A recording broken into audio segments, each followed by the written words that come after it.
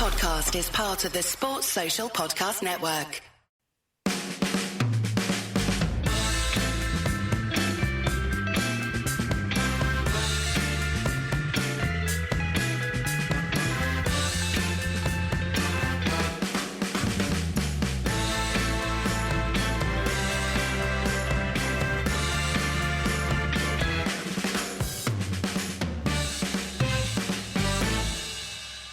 Okay, with Wayne for the midweek pod. Wayne, the big question of the week, I guess the one that everyone's been talking about. Are City the best cheats in the history of football? I've got myself into some trouble today, Ed, talking to people on social media about this. I noticed! Because apparently you can't have opinions on this sort of stuff because it goes into murky territory. You can't have an opinion with a City fan because a City fan will just say that you're bitter because City are successful and Manchester United have not been successful. However, it also seems you can't have opinions when it comes to Arsenal fans because Arsenal fans are tying themselves in knots about this. I know you've asked about City, and I will give you my opinion on City, but I want to give you the example of two conversations I've had, but I'm going to mesh them into one with Arsenal fans today. So it's kind of like a continuation of the Liverpool one of recent seasons. Only the difficult point that we've had with Liverpool is that Liverpool actually bloody won some stuff. Unfortunate. So they've got more of a leg to stand on when they can talk about comparing their Liverpool team of recent years to the best in history. I might think that is ludicrous, but they've got a fair point to have that opinion. Firstly, because they're Liverpool fans and they've seen a lot more of their team than I have. Secondly, they've won some stuff and they can say, well, we won a Premier League and this is the team that we think won a league better than the other teams. Arsenal fans, however, it's a curious bunch because they haven't won the Premier League. They haven't won much of late. Yes, they won an FA Cup under Arteta. But they haven't won much, and a critic or a fair analyst, depending on which of those categories you put Gary Neville into, may say Arsenal showed a lack of composure at a vital moment. See, I'm avoiding the B word. Their inexperience resulted in a lack of composure, and they threw away some leads, and that has resulted in Manchester City winning the league. It's not the B word, Wayne. It's the C word. They choked. Sorry, I interrupted. Go ahead. No. So, we've got to have some review in this podcast. It can't just be me rambling on. Okay, so the kind of points that I've been getting at me today are that, well, this is one of the best Arsenal teams of all time because they push this City. The City team's the best team of all time, according to these Arsenal fans, and Arsenal pushed them all the way. So, and this Arsenal team could batter any United team in history. So I've used that logic because in a couple of years of preparing for these kind of conversations with Liverpool fans, again, a little bit more difficult with Liverpool because they won something and they were historically bloody brilliant. Arsenal don't have that history of it being dominant and brilliant. They have history of periods of success and haven't won anything this time round. So one in particular comes onto my timeline, and so I just asked the question, do you think, because it was kind of like this Arsenal team would give any United Premier League winning side a good game, and then another one's showing the points tally. So Arsenal 86 points and United 79 in the treble. Draw your own conclusions. I'm like, okay, do you think this Arsenal side... He's just asking questions. Yeah, exactly. Is this Arsenal team the best team in history? And then they tie themselves up in a knot because what they don't want to say is that it was better than the Invincible side or better than either of the double winning side. Oh, the 98 side, which was a brilliant side, yeah. Yeah, exactly. They were brilliant Arsenal teams. They were absolutely brilliant Arsenal sides, right? And I wouldn't contend that. I'm in an empowering mood and an empowering kind of sensibility where I would like to say, if you say your opponent's better, and then you might say Arsenal fans are doing that at this moment in time, then it makes your achievements better. Well, Arsenal were definitely brilliant in the late 90s and early 2000s because historically, their record says that that's their most dominant period in history.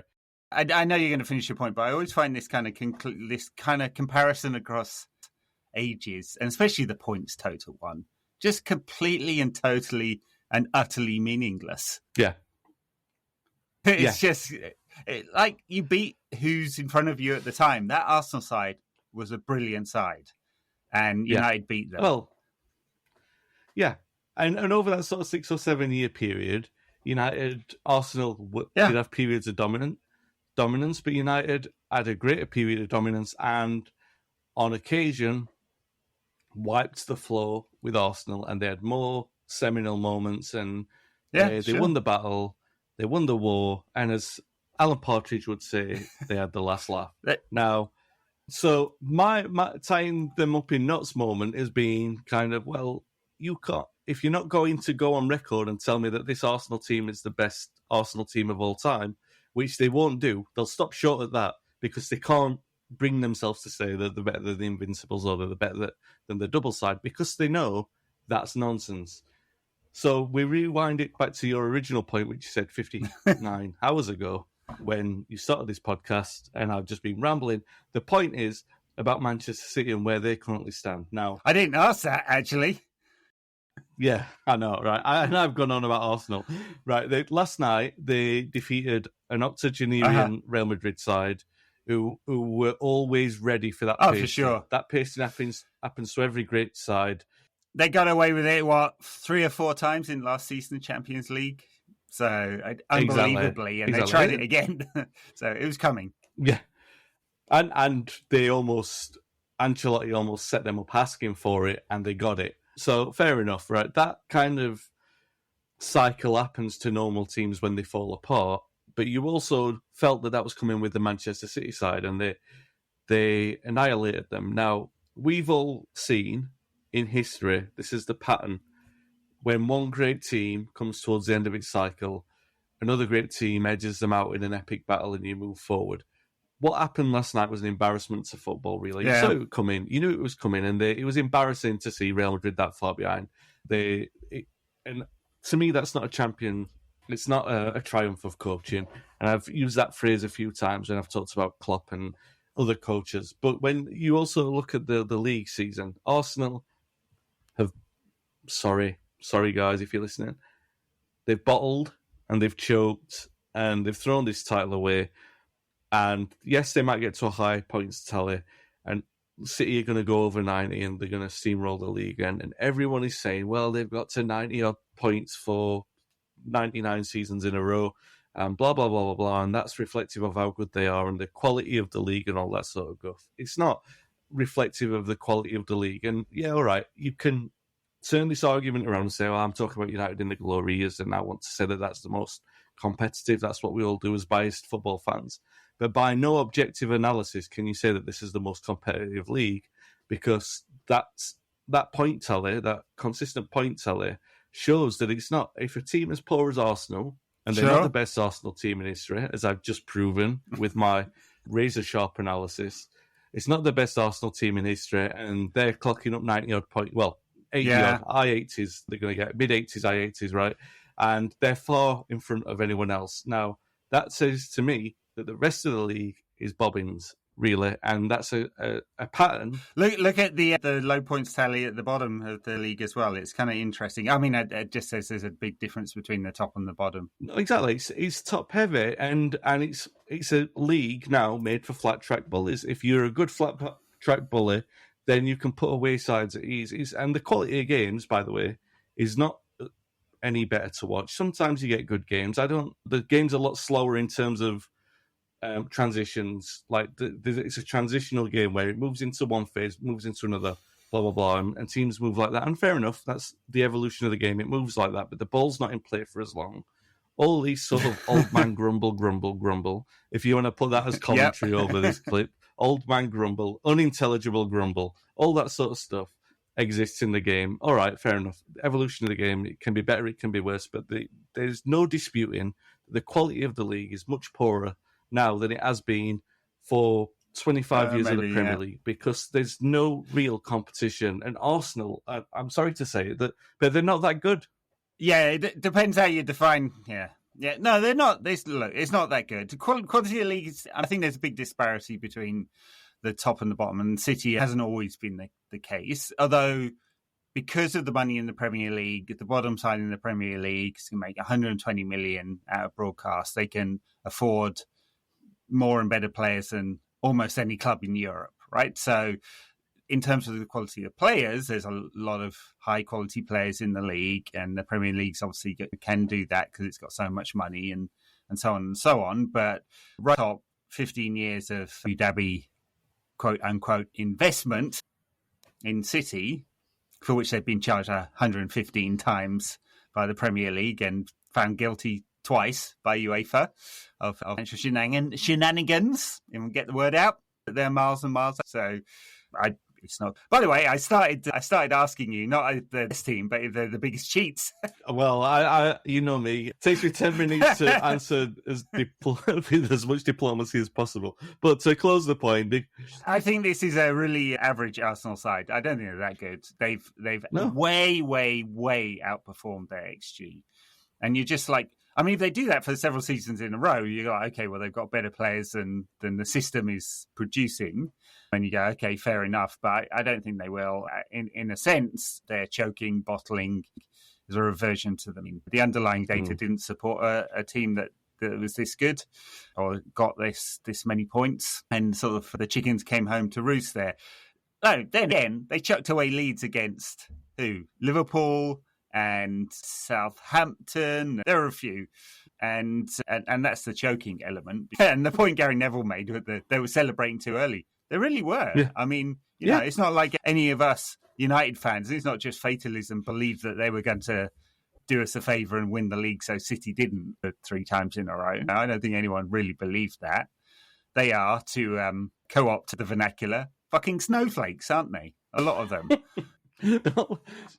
The Neville analysis is obviously the thing that triggered all of this, because there were a couple of quotes that I responded to in tweets and by people who weren't Arsenal fans, and they all sort of bombarded into the timeline as they tend to do. But Neville's analysis, which has upset so many people, is the bottling thing. But the bottling, he was talking about the bottling thing one game, which I think was Bournemouth, over celebrating against Bournemouth when they were 2-0 down and they came back to win. And he was saying Zinchenko celebrating, symptomatic of a greater mindset problem, all that sort of stuff. And he was saying it was one example of a greater issue, which, you know, is what happens when pundits give catchy analysis, because that's what they're there to do. They're there to give you an opinion of an overarching theme, give 1 or 2 examples, and that's what they did. And they're like, oh, well, just because we celebrated winning against Bournemouth, can't we do that anymore? Yes, you can. Nobody's saying you can't, but you can't deny that it's part of what's caused the collapse. What's the word for it then?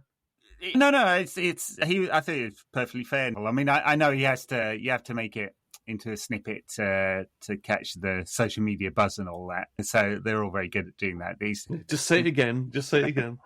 Yeah, he's spot on there. The other thing that I thought, and I remember, I think it was probably on the pod we were talking about it, he was too emotional, Arteta, in games that weren't that meaningful. Or routine stuff. And I thought, well, if he's going to be doing that in public, behind the scenes, I'm not sure he's going to be giving the vibes of authority with his players that perhaps he should do. And I think some of that is lack of experience, right? This is his first job. Maybe he'll turn out to be a brilliant coach. He's created a good Arsenal side that aren't going to win anything this season, but it's a good Arsenal side. They've improved from last season. Some props there, but just really having a go at the fourth official, screaming and shouting, jumping up and down. I just thought, don't like the look of that. And it's not just don't like the look of it because I think those antics shouldn't be going ahead or some man commentary. It's more like, don't like the look of it, don't think that's that professional, and it's giving off a bad vibe. So anyway, that's what I thought with that. I wasn't surprised they collapsed at all. I mean, it's funny, of people of a certain age, me and you, we remember Arsenal being good, right? And we lived through it in our, earlier footballing watching careers.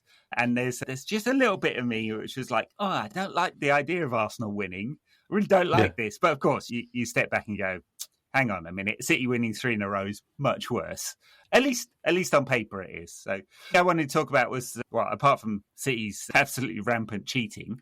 Oh, hang on. Let me. I need to complete the point. Yeah, sorry. Just very, very quickly. Go on City, because I talked about, because I was railroading Arsenal for a bit, and I really wanted to talk about the Real Madrid thing, and obviously they battered them, and now in the final they're going to face Inter Milan, who are they're not the best Inter Milan side I've seen. They're not better than the Inter Milan side who played us in '99. They're not better than the Inter Milan side who won the Champions League. Very good in Italy at the moment. No, they're not. So. They're very bad. They've lost nearly a dozen games in the league, so they're going to also get railroaded in the Champions League final. Yeah, and there's nobody who can tell me that is the equivalent or better of the Champions League, FA Cup, and Premier League treble that United have won. I'm preparing. I'm getting it in early. Like, my dad's bigger than your dad. My treble's better than your treble. There's no even argument in it, but it's interesting to see the coverage of what happened last night. I've read a couple of pieces, notably Jonathan Liu in The Guardian really tore into it, and I read that with interest because when he commented on United's potential takeover, he called it a potential endgame for football, and I felt he was, I don't quite know the phrase for it, but it came a day after he was celebrating a Haaland scoring 9 goals in a game like he normally does, and saying it's a perfection of Guardiola's vision. And it seemed a little bit at odds with the kind of statement that he was making. But yesterday, or this morning, I should say, his piece on the game last night, he was quite vicious in saying effectively that it means nothing. And you shouldn't be saying that when you've just seen Real Madrid gone through the second, you call it the second golden era of Real Madrid, considering the first one in the 50s, they won 5 in a row in the European Cup. Like, they won a bunch in a row. So this is the second true golden era of Real Madrid. Considering that it's ended the way that it ended, we've destroyed an empire. It does, what I was trying to say is the epic games that we've had in the past, like we overcame Bayern Munich and we overcame Barcelona in 2000 and like Chelsea in 2008, and then Chelsea in the final, which was kind of like a rubber stamp on that rivalry, and then maybe Arsenal in 2009 was a rubber stamp on that rivalry as well, the final one over Ferguson over Wenger. And you don't have that sense with this. You should have it. You should say, and maybe City fans will look at it differently and say, oh, well, this is us proving we're definitely better than Real Madrid. But it doesn't feel like that. And do you know what's weird about it? Is that you shouldn't have sympathy for Real Madrid, because Real Madrid were Man City before Man City were Man City.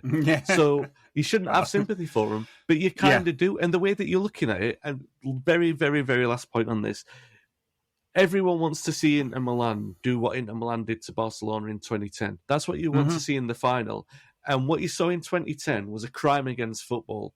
And what you'll see, if they do it again and win in 2 or 3 weeks' time, it'll be a victory for football, won't it? It would be. You'll be looking at it saying you've done something good against something bad.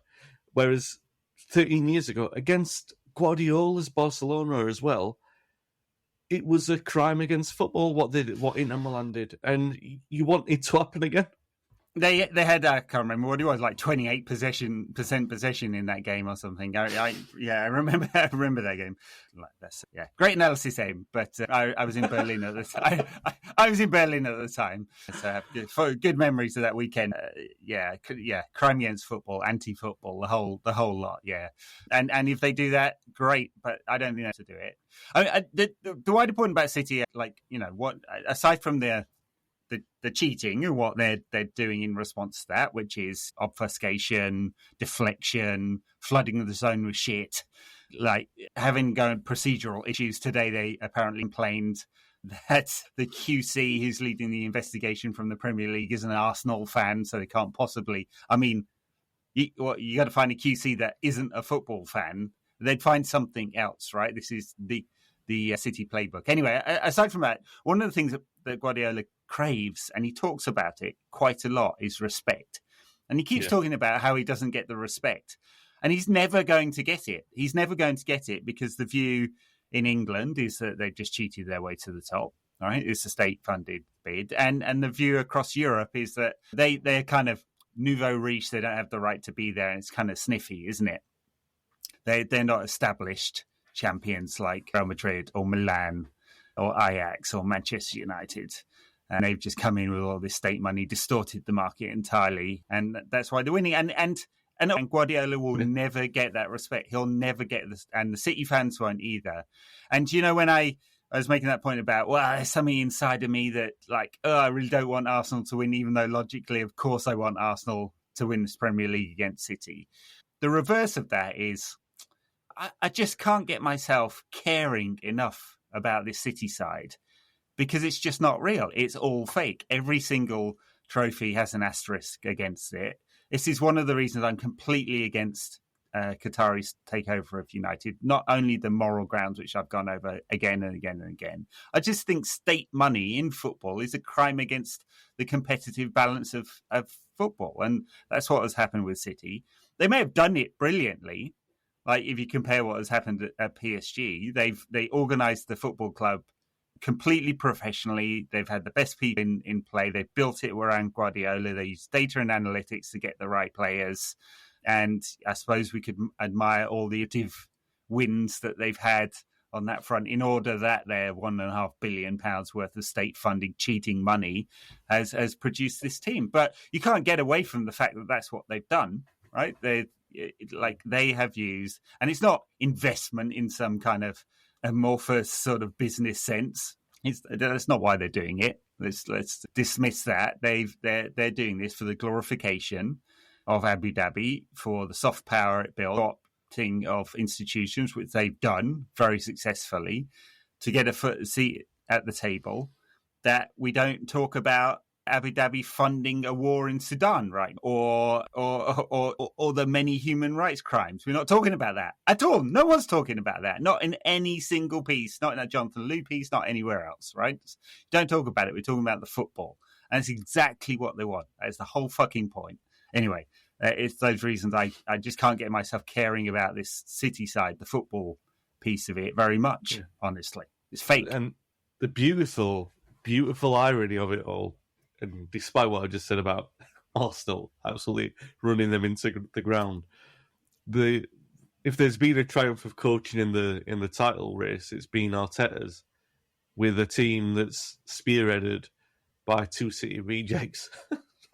The irony is he will get the credit for a good coaching job this season. Probably not probably the best, but one of the best in the league. Certainly more creditable than Guardiola's because his was the harder job and he's done a better job. Yeah. Everybody expects what City have done there. Even them coming back winning 8 in a row, it's like, City being City again.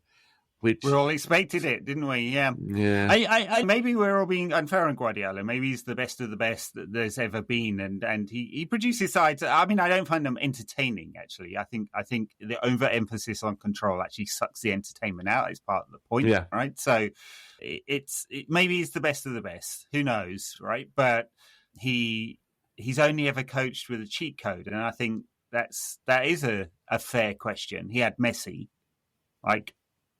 the greatest player that's ever lived, and a bunch of other players as well, who all came together at the right time. Yeah. Maybe that was his doing, in the same way Fergie moulded class of 92 into a brilliant side.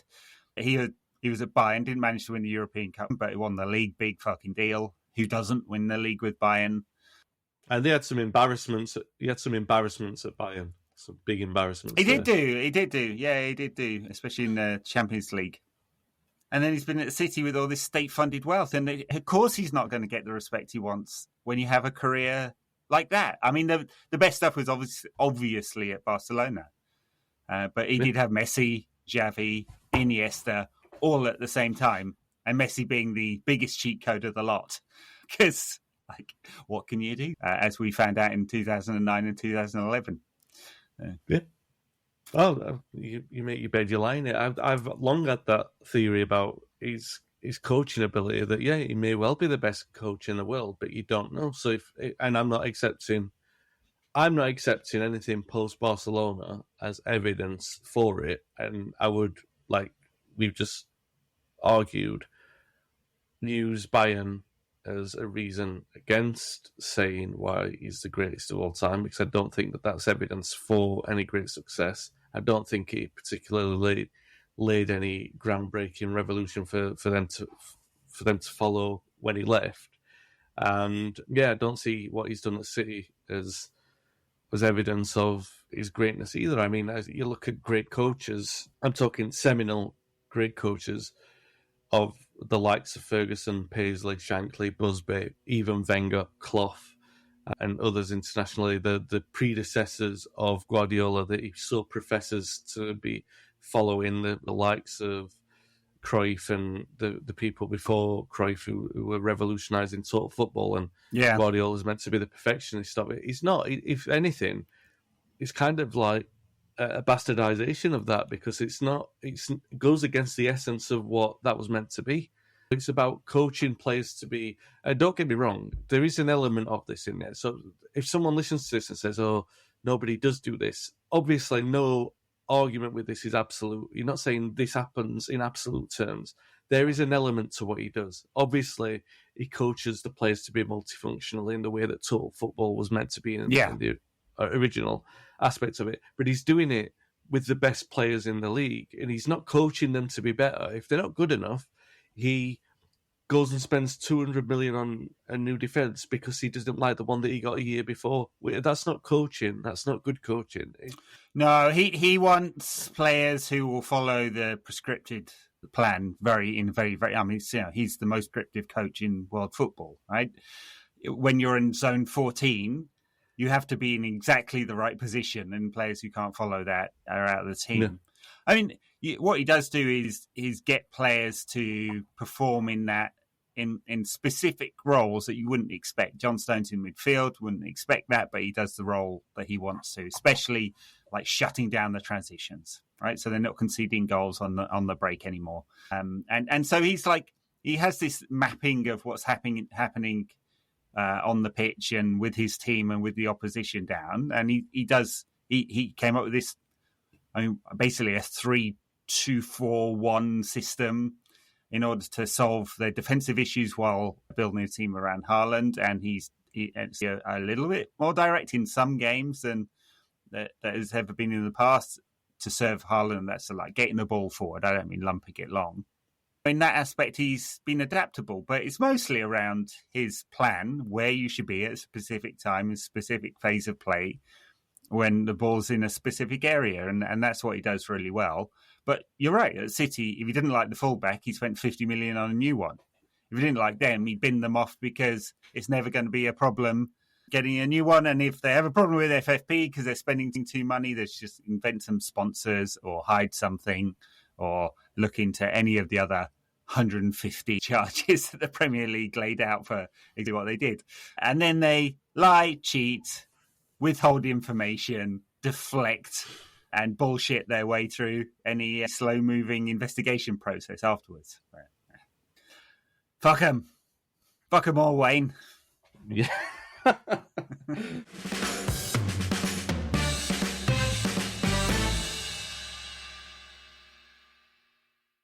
Have we got anything else to talk about rather than City and Arsenal? We must have got something.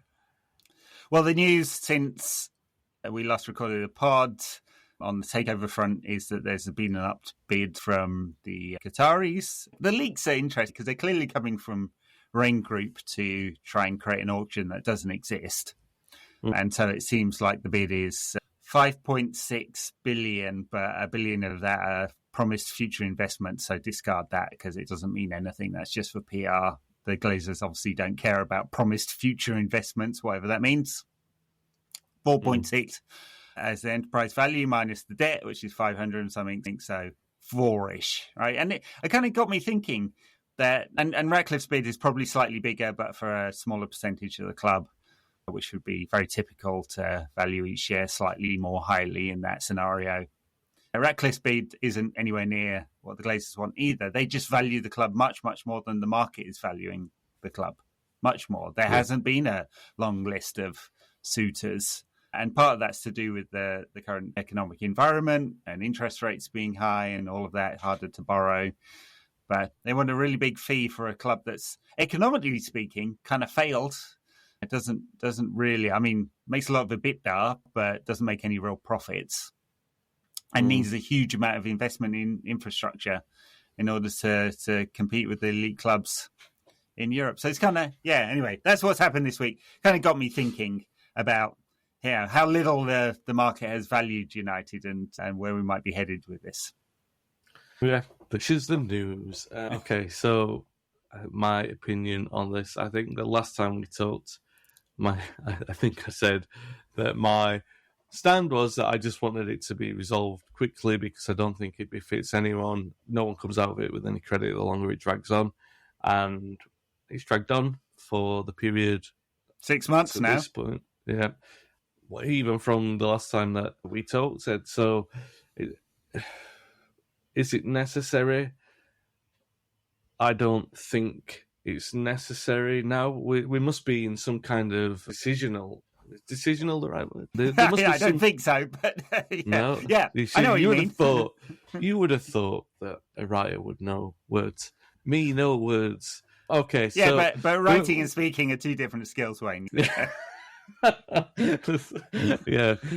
Excel at neither. Jack of all trades, master of none. We should be at some kind of end game in terms of, regardless of what we're saying about where we are in the process, they must have had A, some kind of figure in their mind, B, some kind of, like when you're going to buy a house or when you're going to do anything, a big purchase, a car or something, or a holiday even a holiday, you have a feeling, this is the gut feeling, this is what I want to spend, this is when we want to go, this is what we're going to do, and then you settle on it, and then you move forward and you make that decision. You come to peace with that decision.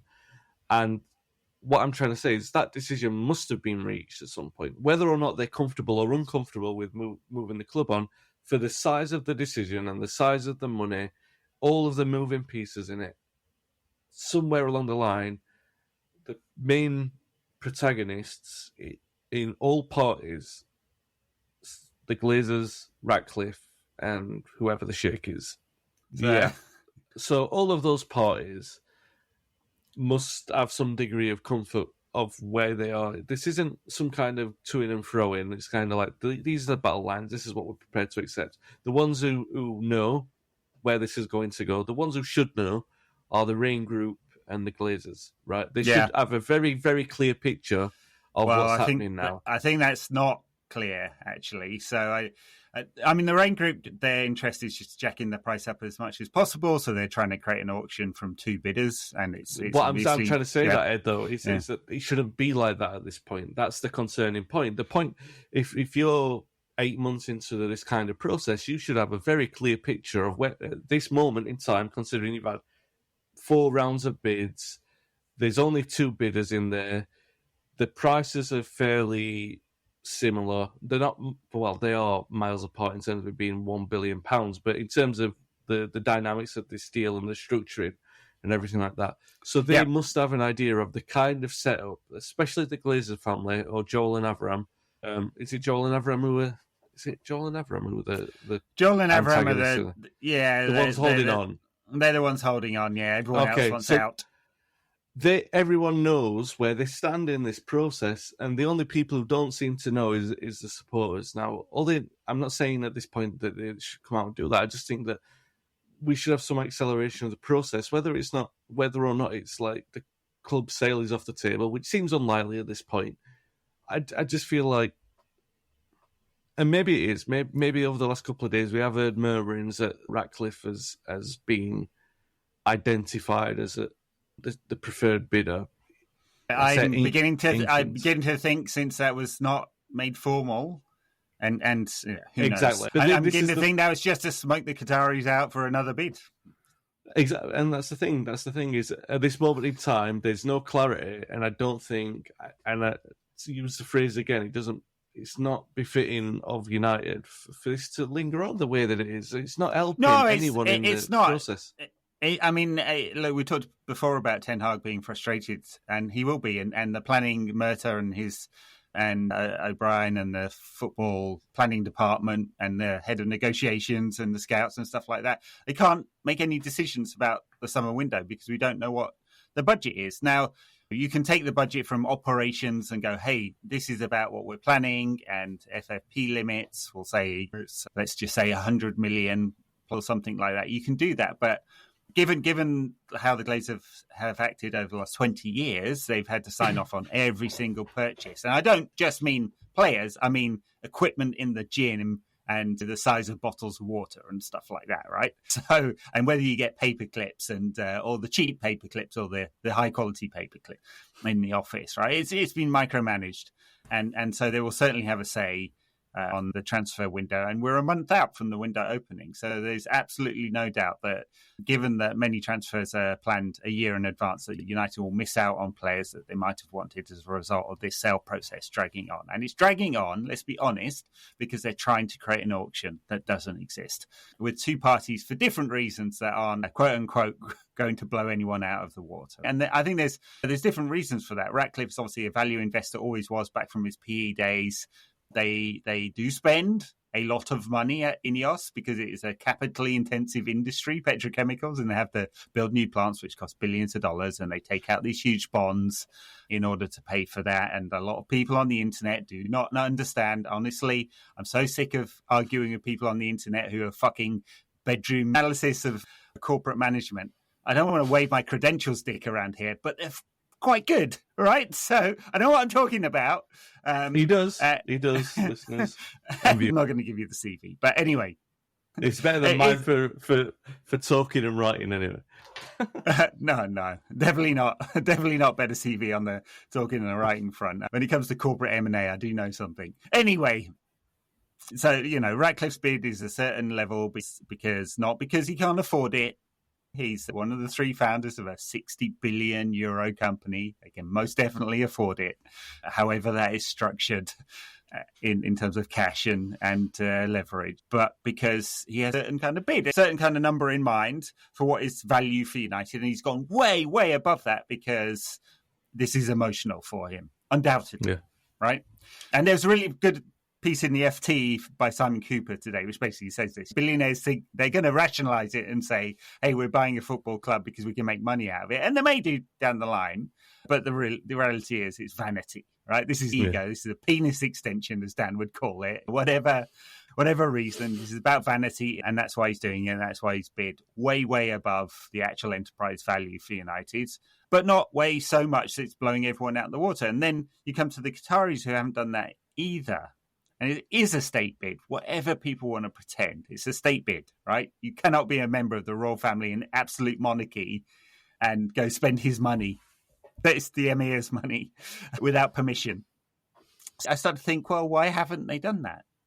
Like, what part of the politics here is getting in the way of them spending 5, 6, 7 billion pounds, whatever, just to get it done? And so something's happening behind the scenes that we don't know. And it is interesting why that hasn't happened, whether it's, recent losses that are well publicized from the investment fund or internal politics or whatever. I don't know. But they haven't done it, which means Ratcliffe's still in play. But to your point, like this, the process being dragged out helps nobody except the Glazers, and not even really them, because they could just cash out and take their money. Exactly. They're gonna make, whether it's now or with the put and call provisions in 2, 3, 4 years' time, they're going to make about £500 million each, give or take a little bit. And on a club with which they invested about 140 at the beginning. The whole family, that is. That's Malcolm, right? And between the six, Joel, Avram, Edward, Brian, Darcy, and the other one whose name I always forget because they're so completely meaningless, they will make £500 million each. You can go off and invest that if you want to make some more money. If 500 million is not enough for you, or you can buy a yacht, or you can go to Disney World every day for the rest of your life. Whatever, right? Take the money, run, enjoy your life, folks, and just let us get on with the football. Yeah. Yeah. Just remember, everyone, this is going to sound very doom and gloom. There is a cup final on the horizon. There is. Could end very badly, and if it does, or if it doesn't. Look, it's still a football club. It's still our football club. Whoever is the custodians of it, whoever's the owners of it, they don't own the history. They don't own the future memories that you've got. I feel like I've said all this before, but I just feel like there's been a very disconcerting time for everyone who supports United for a multitude of reasons. The political uncertainty that you feel about the potential owner, the potential arguments that you get into about the rights and wrongs about what you feel about it. At the end of the day, we support a football club, right? All the memories that you've got of supporting a football club, 90% of them, unless you're a militant protester, and a lot of people are, and fair play to them. And I'm not saying that their support of them is more or less. It's a different form of it. Perhaps even it is more. Perhaps they do care more than what I do. I like to think I care very much about the club. I love it. I love it so much. I think about it all the time. I'm compelled to come on here and talk to you about it every week. I enjoy it. I love talking about it all the time. It's not a chore. I absolutely love talking about the memories that the club's given me. I love talking about the past before I was born. I love talking about the future and what could be, and the legacy and the identity and the history of the club. It belongs to nobody and nothing apart from the supporters who were there to provide the soundtrack and the supporting and the backing, and the players and the coaches and the other staff who created that identity and legacy. That's who it belongs to. So in the sort of coming weeks and months, and yeah, all right, part of our purpose or part of the thing that we do on this podcast and elsewhere when we talk about football is to kind of provide that kind of a sounding board or something. To people want to listen to what other people think about the takeover and stuff like that. Then yeah, all right, we're here for that as well. But at the end of the day, try to ascertain the bigger picture in this. The bigger picture is the football club, and we might get tonked in the cup final, but it won't mean anything because they're not that good. It won't be a victory for coaching or anything like that. But in the coming months and years, we've got Erik ten Hag. He's a good manager. We're still following the same kind of principles in our kind of way, in a modern kind of way. He's trying to be respectful of the youth heritage of the club, and I think that United as a club still retains a lot of the muscle memory and core memory. Now, this is going to sound too poetic or anything like that, but I still feel that United, like Liverpool, you know what I'm trying to say, it still has a heritage as a football club that's sure. It pays respect to its cultural past and its cultural identity, and those things belong to us. They belong to us who understand it. So it doesn't matter in a certain way. Yes, it matters for the health of the club. Yes, it matters for the transfer policy of the club and everything like that. But at the end of the day, these are things that we can't affect. What the things that we can affect are getting behind the team on a Saturday or a Thursday at 8 p.m, I should say. The more traditional kickoff times. They're the things that we can kind of influence. And we don't have a game this week, so that's why we've talked so much about all this sort of stuff, I guess. Just one thing you said about owning history in the past and our cultural identity, and all of that is really important. I put that in my newsletter this week, thinking about that, and that the new owners need to respect that. One of the biggest challenges I have with state ownership is the co-opting of that, right? So if Qatar took over and they had some pictures of the Busby Babes and they stick a Qatari flag on there or something like that. Look at what Abu Dhabi have done with past players and stuff. Is that acceptable? That's what I'm saying. Like, you become a pawn in their political ambitions in a state club. It's interesting that in recent weeks that Paris Saint-Germain fans have been protesting against that, and I think it's been framed in the English media as a kind of, they're not doing that well, so like kind of entitled Paris fans have been rioting about it. And there may be some of that. Although, actually, if you see what the banners say, it's not that, you know? And I think there is a set of Paris Saint-Germain fans who also recognise that they are weaponized for the greater glory of a state. And like, you know, go read some of the banners. Interesting what they say. You are not us, and stuff like that. And I do think that's really important to think about what happens to our very storied history that we're very proud of when the goals are completely asynchronous to that. Really, they're about glory for someone else. Ratcliffe's slightly different. Dan and I talked about it a few times, which is it's a vanity project for him. And you can point to his season ticket at Chelsea and go, well, he's not a real fan. But he clearly cares. It's clearly emotional for him to buy into United, and whether you like him and his politics and his company and what they do or not, his interests, the club's interests, and our interests as fans are much, much more aligned, for better or worse. We all want the same thing. Yeah. And that's not true of the state bit. So. United have got a long and peculiar history with their ownership. Davies and it's Gibson. never been clean, has it? Well, I was talking more from an aspect of benevolence, and Gibson and Davies were benevolent owners. But apart from that, the Edwards family, look, full disclosure, I know Martin Edwards not really well, but enough that I've worked with him a few times. And hanging around the toilets, all that kind of stuff. Best buds. Well, I've used the toilets before, yes. And you've got to go, a man's got to go. Anyway, and what I will say about Martin, obviously, when he was owning the club, it was the club's money that was being spent. It wasn't like an investment from the Edwards family. It might have been, I don't pretend to know the full, obviously they used their own money to acquire shares and ownership of the club. In terms of the transfer fees, I don't think they ever truly massively invested their own capital in the club for the transfers in the way that Gibson and Davies had done. Yeah. But what they did do was use a lot of the club's money to make sure that the club stayed in front as a market leader in terms of the stadium and facilities and everything like that. And the one thing that nobody can question, as much as they might try and as much as they dislike him, is that Martin Edwards loves Manchester United, and his knowledge of the club is exceptional. And I think I'm not saying this for any kind of relevance in terms of who comes in to own the club or anything. I just think you're talking about who owns the identity of the club and that sort of thing. I do think it would be nice to have some kind of connection there that makes you feel like the club is moving in the right direction, because it does feel like, for obvious reasons, it has felt like for that period since 2005 under the ownership that there's been this alienation there. They promised better dialogue after the Super League fiasco. There hasn't been better dialogue, and this takeover talk has been the proof of that. And you just hope that is something that's addressed. I'm sure it will be. I don't think because it can't really be much less transparent than it has been.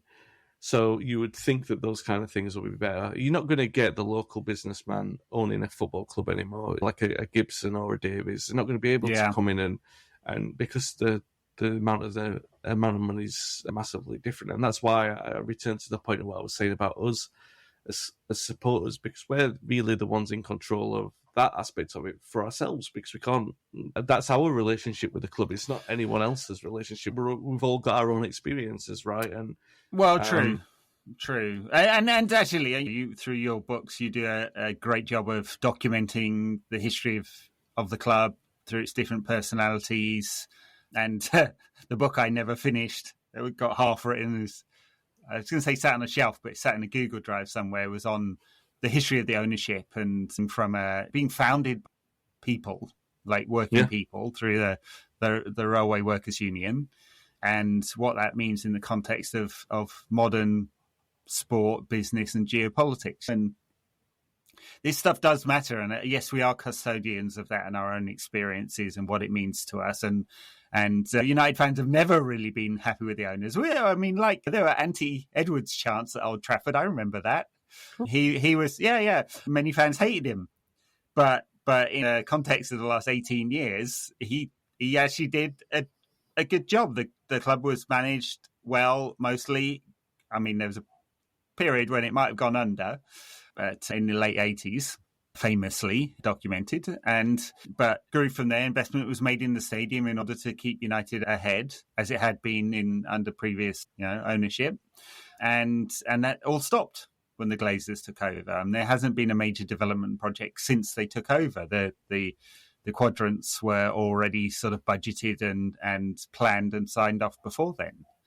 That's 18 years of decay in infrastructure, of of pinching every penny, of managing the budgets, which on the transfer front have actually grown in line with growth in TV revenue, but managing that very poorly, and the inevitable decay of the club as a result of that ownership and how they've gone about it.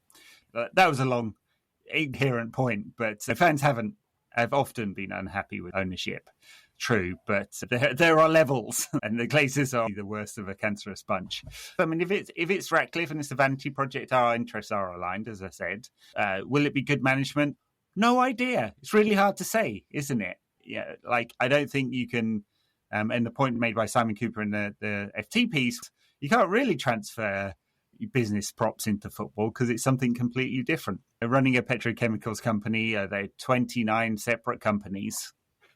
Yeah. Across every continent, it's not the same as running sport. And they have found through the cycling team and Lausanne and OGC Nice that there are some challenges in doing that. Will we get good management from them? No idea. But at least our interests are better aligned. I'm looking for something because honestly, all the choices we got in this bidding process were not great.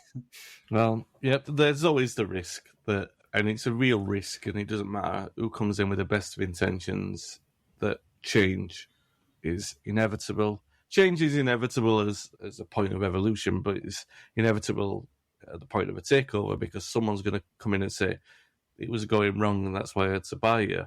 And it's not really going that wrong at the moment. Things are moving in the right direction, and that's the concern. Is that I know we've talked about that before.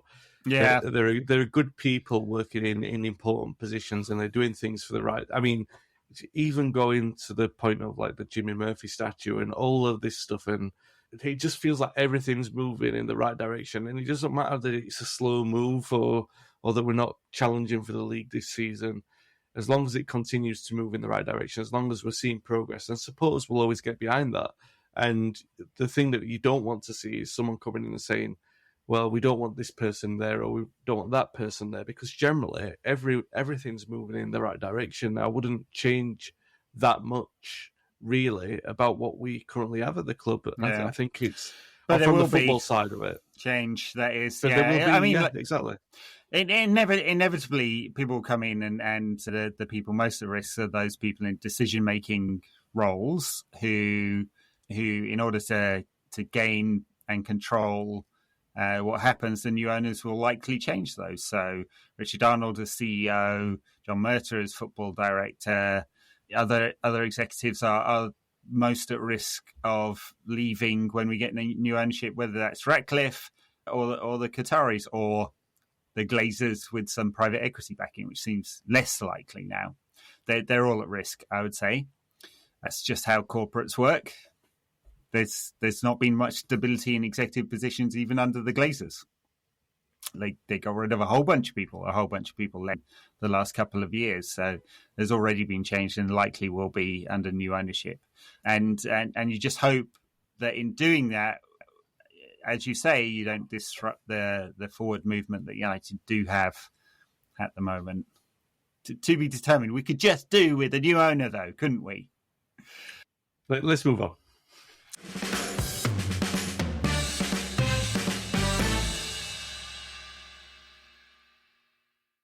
Bournemouth at the weekend.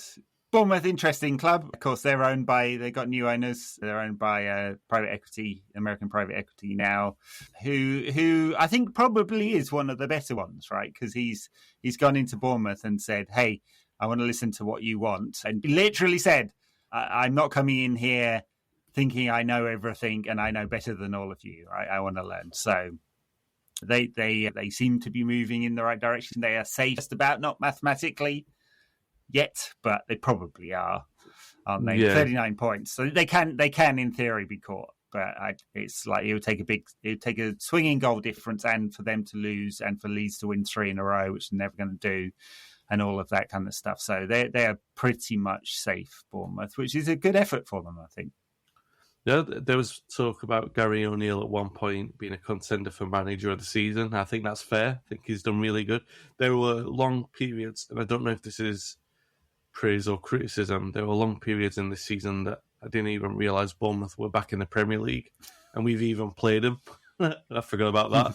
But they've been really good. They've picked up a lot of good wins. I don't think I remember going down there before when they were in the league and having a couple of embarrassments. I remember it was the lad who used to play for us, King, when he flicked the ball over Lindelof's head in the box, in the penalty box, in the 6-yard box, I should say, flicked it over his head and scored.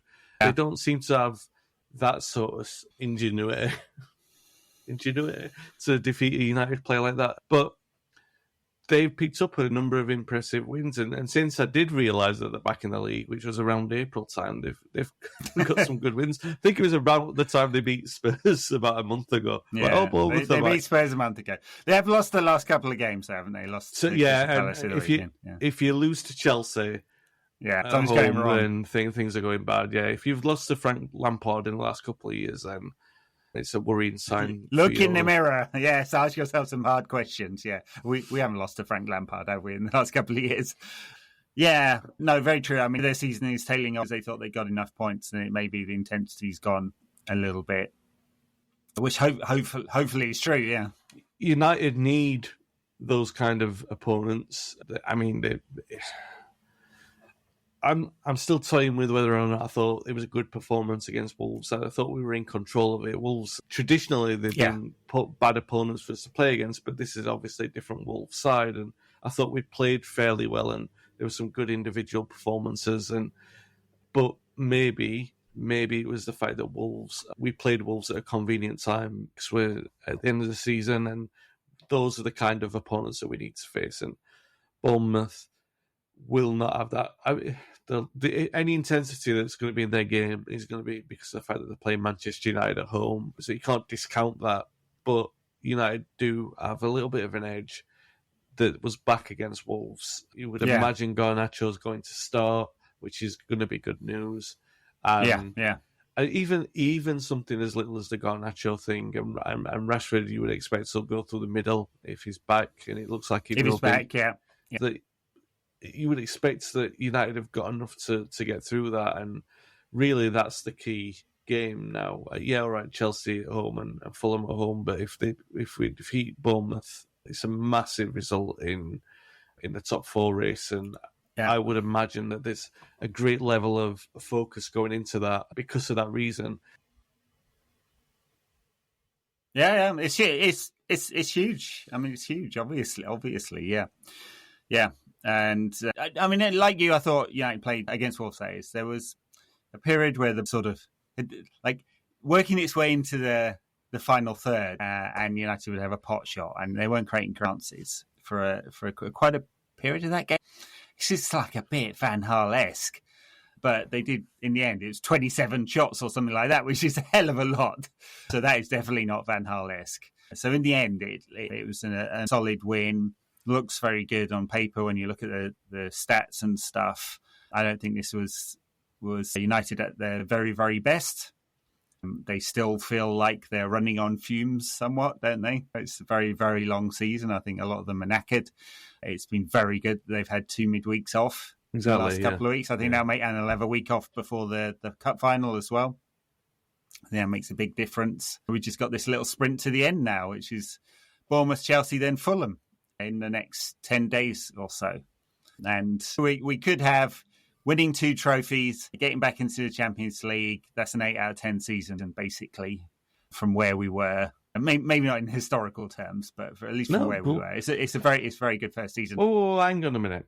But losing a couple of games and losing the cup final and getting annihilated by City, that's going to feel like a 5 out of 10 season, isn't it? Well, that definitely will be the case in that scenario. But winning a couple of cups and getting to the top 4, I'm not really that fussed, but top 4 for what it represents, getting into Champions League and the financial repercussions status, yeah. Okay. But winning 2 trophies and finishing high up the table, of course, that's an 8 out of 10 season, and that is historically speaking as well. That's like 9 out of 10 is winning the league, and 10 out of 10, which United have been very fortunate to have a few of those 10 out of 10 seasons. It's a treble, a league and another trophy. Do you know? Yeah. And we've been spoiled. So do we go to 11 if you win a trophy then, and do it by not having state-funded wealth behind you? Just Well, if you win a treble, that's an 11 out of 10, right? That's the I would say 9.5 for like doubles and everything like that, but 10 out of 10 for the treble, or 11 if you've done it with homegrown players and it's not Manchester City and their current guys. But I do think it's an 8. How would it not be an 8 out of 10 season, especially playing the way that they did? So let's because a lot of people will say the Mourinho thing. Now, winning 2 trophies like Mourinho did in his first season and getting into the top 4 or 3, winning. Don't forget the Community Shield. Of all the people expected to use Jose Mourinho's stats against me, I didn't think it would be you. So 2.5 trophies in his first season, but Champions League qualification, but through the Europa League. Was that an 8 out of 10 season under Mourinho? 7 out of 10. But then he took that number and he poured petrol all over it and he set it on fire. Then he pissed all over that. And so it's hard to see what Mourinho achieved there because, second, 81 points or what it was, three trophies and maybe mixing, jumbling up seasons there. But then he took that and smashed it all to pieces. But it is about the feeling, right? Just to return to that point that I was saying, it's about the feeling, and you feel that the club is moving much more in the right direction than it felt at this point under Mourinho. Even you were thinking we needed to get into the Champions League to attract the quality of player to come into the team. That's what we were thinking at the time. Now, that's more muddy water, but it doesn't really matter because it's not about getting the bigger name players, it's about getting the right players. And Ten Hag, for whatever reason, it feels like we're moving more in the right direction now, a year into his reign. And so that's why Champions League qualification is important because of the fact that it progress, supports status. Him. But what I mean is it supports him in what he wants to do with the club rather than it being like we need that status to get in some big names. Like it seemed like under Mourinho and Woodward, it seems much more directional and safe in that regard. So the idea of getting there feels like, well, we'd still be on a decent track with Ten Hag, but going where we want to be a lot sooner, Champions League qualification is obviously pivotal. Obviously, it speaks for itself.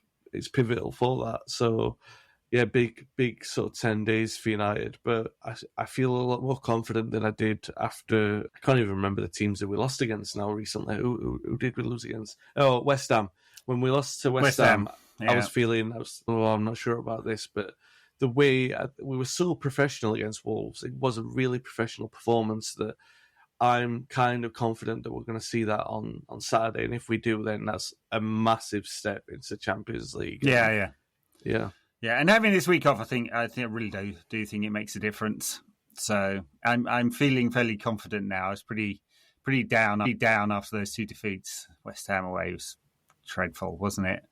But it's away from home. Its record away from home is terrible. But I think it does, the performance against Wolves is a tick up. The rest, the fact that it shouldn't matter for Bournemouth, although the 4 people that can fit in their stadium will obviously be up for it because United are in town.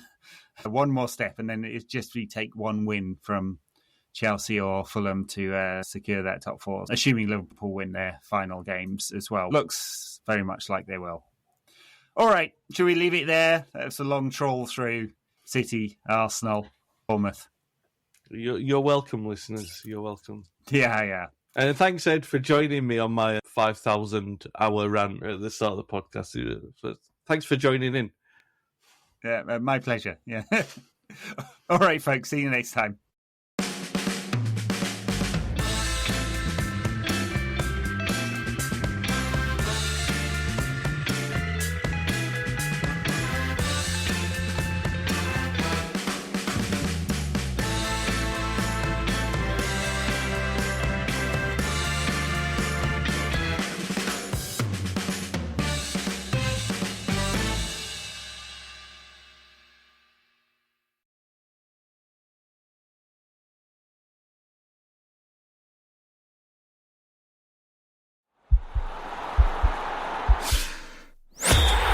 podcast is part of the Sports Social Podcast Network.